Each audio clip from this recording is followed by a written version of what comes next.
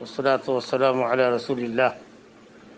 تکبیرات عید، صلاۃ العید کی جو تکبیرات ہیں، چاہے وہ حضرت عبداللہ بن عباس سے روایت ہو، کثیر بن عبداللہ سے ہو، عبداللہ بن عمر سے ہو، عبداللہ بن عمر بن عاص سے ہو، جتنی روایتیں ہیں سب کو دیکھ جائیے۔ نبی صلی اللہ علیہ وسلم کان یکبر فی الاولی سبعا وفی الثانیۃ خمسا سوا تکبیرۃ القیام۔ نبی صلی اللہ علیہ وسلم پہلی رکعت میں 7 کہتے تھے۔ اس میں وضاحت تو نہیں ہے کہ تکبیر تحریمہ کے علاوہ 7 کہتے تھے، صرف 7 کہتے تھے، اور دوسری رکعت میں 5 کہتے تھے، اور اس میں وضاحت ہے کہ سوا تکبیرۃ القیام، سجدے سے اٹھنے کی تکبیر کے علاوہ۔ وہ اس لیے تاکہ کوئی یہ نہ سمجھے کہ سجدے سے اٹھنے والی تکبیر بھی 5 تکبیروں کے اندر داخل ہے۔ نہیں، سجدے کی تکبیر تو تکبیر ہے ہی، وہ تو ہر جگہ ہوتی ہی ہے، ہر نماز میں ہوتی ہے۔ جب آدمی سجدے سے دوسری رکعت کے لیے اٹھتا ہے تو تکبیر قیام کرتا ہے۔ بحالت قیام دوسری رکعت میں 5 رکھے، 5 تکبیرات۔ تو اس اشتباہ کو ختم کرنے کے لیے کہ کہیں سجدے کی تکبیر کو کوئی 5 تکبیر نہ سمجھ لے، 5ویں تکبیر میں ایک تکبیر اس کو بھی شمار نہ کر لے، سوا تکبیرۃ القیام کہا گیا ہے۔ لیکن یہ اشتباہ پہلی رکعت میں نہیں ہے، کیونکہ پہلی رکعت میں تو نماز کے آغاز ہی میں تکبیر کا مسئلہ ہے، اس سے پہلے تو کوئی چیز نہیں ہے۔ اس لیے حنابلہ اور مالکیہ کے نزدیک، غالباً شیخ البانی کے نزدیک بھی، اور شیخ بن باز اور شیخ ابن عثیمین کے تو کنفرم ہے، اور دوسرے بھی اور محققین علماء کے نزدیک ہے، سبع فی الاولی میں تکبیر تحریمہ کے ساتھ ساتھ ہے۔ تکبیر تحریمہ کہے اور اس کے بعد ثنا پڑھیں، بلا اعوذ باللہ بسم اللہ کے 6 تکبیرات زوائد کہیں۔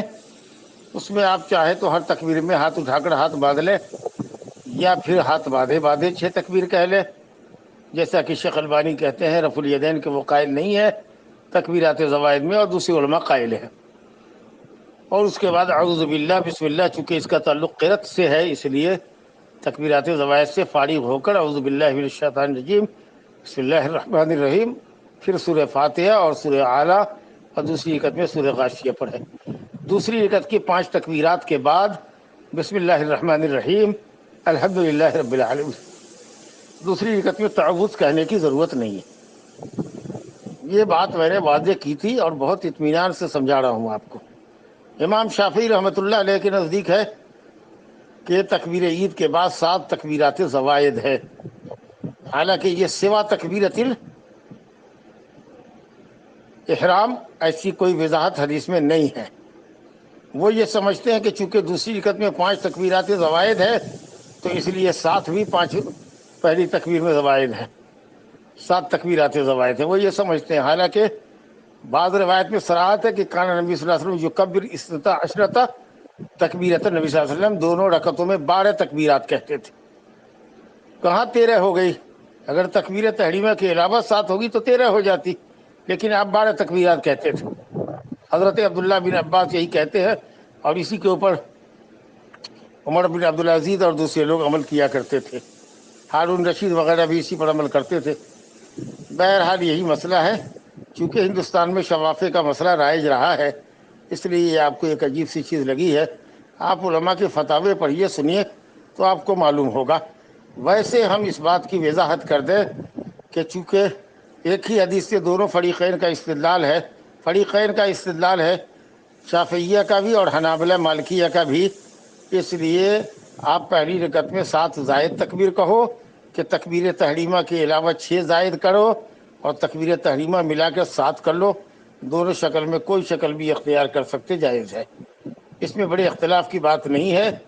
اور ہم جو بھی کچھ کہتے ہیں اللہ کے فضل و کرم سے عالم ہوش و حواس میں رہ کے بات کرتے ہیں، اس لیے جب کوئی بات سمجھ میں آوے تو اس کی مزید تحقیق کیجیے، اور فقہا کی کتاب یا علماء کی کتاب دیکھیے، مسائل کی کتاب دیکھیے، حقیقت واضح ہو جائے گی۔ پھر اس کے بعد بھی اگر کچھ اعتراض اور ڈاؤٹ رہتا ہے تو آپ دوبارہ سوال کو اعادہ کر سکتے ہیں انشاءاللہ۔ لیکن اللہ کا شکر ہے کہ میں جو کہتا ہوں وہ سمجھ بوجھ کے کرتا ہوں، اور مجھے تو یاد آتی ہے بات کہ میں نے بعض اپنی آڈیو میں یہ کہہ دیا ہے کہ امام شافعی کے نزدیک 8 تکبیرات ہے پہلی رکعت میں، اور حنابلہ مالکیہ کے نزدیک 7 ہے۔